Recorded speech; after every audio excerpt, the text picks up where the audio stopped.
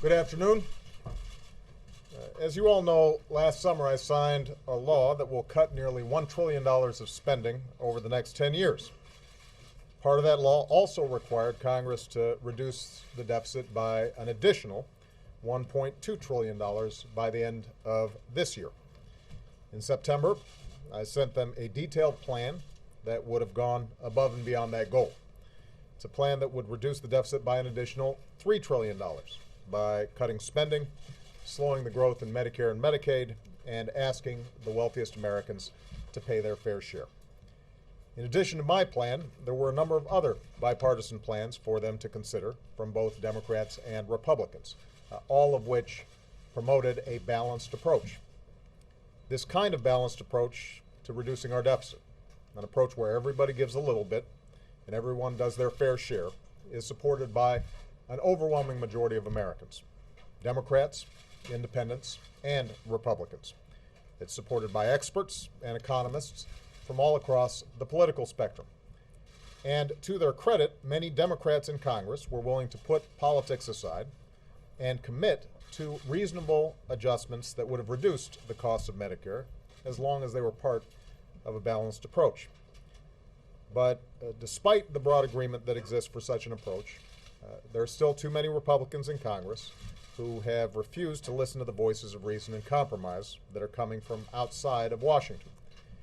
They continue to insist on protecting $100 billion worth of tax cuts for the wealthiest 2% of Americans at any cost, even if it means reducing the deficit with deep cuts to things like education and medical research, even if it means deep cuts in Medicare. So, at this point at least, they simply will not budge from that negotiating position. And so far, that refusal continues to be the main stumbling block that has prevented Congress from reaching an agreement to further reduce our deficit. Now, we are not in the same situation that we were in August. There's no imminent threat to us defaulting on the debt that we owe. There are already $1 trillion worth of spending cuts that are locked in. And part of the law that I signed this summer stated that if Congress could not reach an agreement on the deficit, there would be another $1.2 trillion of automatic cuts in 2013, divided equally between domestic spending and defense spending. One way or another, we will be trimming the deficit by a total of at least $2.2 trillion over the next 10 years. That's going to happen, one way or another. We've got $1 trillion locked in, and either Congress comes up with $1.2 trillion, which so far they've failed to do, or the sequester kicks in and these automatic spending cuts will occur that bring in an additional $1.2 trillion in deficit reduction. Now, the question right now is whether we can reduce the deficit in a way that helps the economy grow, that operates with a scalpel, not with a hatchet. And if not, whether Congress is willing to stick to the painful deal that we made in August for the automatic cuts. Already, some in Congress are trying to undo these automatic spending cuts. My message to them is simple. No.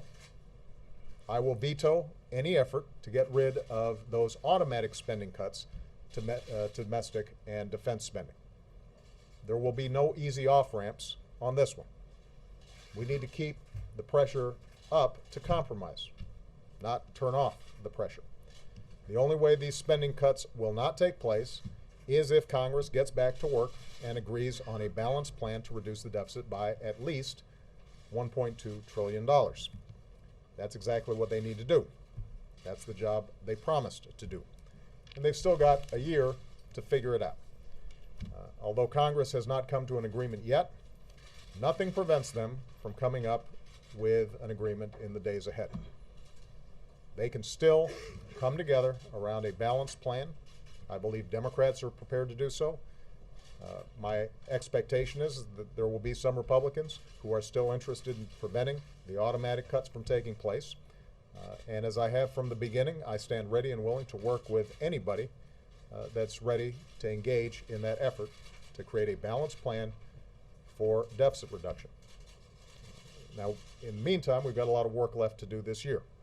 Before Congress leaves next month, we have to work together to cut taxes for workers and small business owners all across America. If we don't act, taxes will go up for every single American starting next year. And I'm not about to let that happen. Middle-class Americans can't afford to lose $1,000 next year because Congress won't act.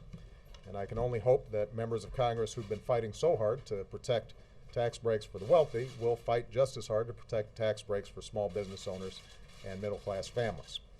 We still need to put construction workers back on the job, rebuilding our roads and our bridges. We still need to put our teachers back in the classroom educating our kids. So when everybody gets back from Thanksgiving, it's time to get some work done for the American people. All around the country, Americans are working hard to live within their means and meet their responsibilities. And I know they expect Washington to do the same. Thanks.